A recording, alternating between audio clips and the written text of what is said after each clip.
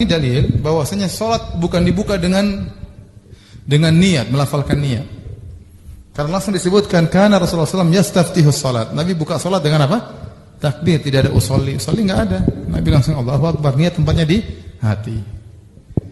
Oleh karena seluruh yang meriwayatkan tentang sifat salat Nabi dan seluruh para sahabat tidak ada disebutkan satu orang sahabat pun sebelum salat mengatakan usolli fardhu dzuhri 4 raka'atin mustaqbilal qiblatin adaan ma'muman lillahi ta'ala. Ya, tidak ada. Paham?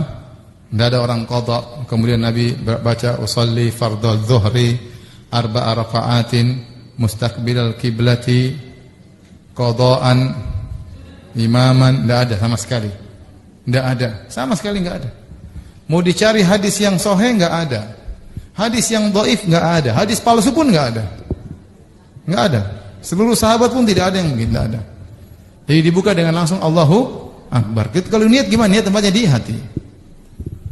Demikian juga tidak perlu baca yang lainnya. Saya lihat orang begitu, imam sebagai imam. Baca doa. Qul a'udzu birabbin nas, malikin nas, ilahin nas. Khawatir setan menggoda. A'udzubika min hamazatis syayatin. Ini macam-macam doa. Ya.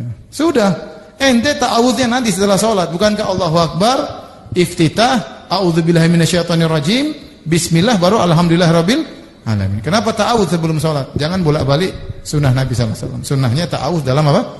Salat. Paham Ibu?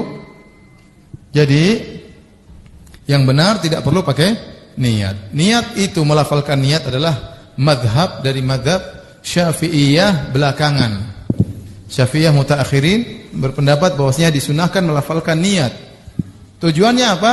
Dianjurkan, bukan disunahkan. Menurut mereka dianjurkan karena mereka tahu tidak ada dalilnya. Tujuannya apa? Untuk mengkokohkan kita dalam hati kita untuk lebih khusyuk dalam salat. Oleh karenanya mereka tatkala mengatakan dianjurkan melafalkan niat bukan dengan dibaca keras-keras, tapi hanya sekedar mengkokohkan hati kita. Sehingga kalau ada orang mengamalkan pendapat mazhab Syafi'i maka dia cukup mengatakan sholli fardhu dzuhri. Enggak usah keras sholli fardhu dzuhri. Enggak, orang semua dengar, enggak usah ya. Ya. Sama-sama kita salat zuhur, enggak usah kasih tahu. Ya, sudah tahu. Jadi cuma mengkokohkan. Mereka mengatakan yustahabbu, disukai. Ya. Tujuannya untuk mengkokohkan niat. Maka cukup dibaca dengan sir, tidak perlu keras-keras.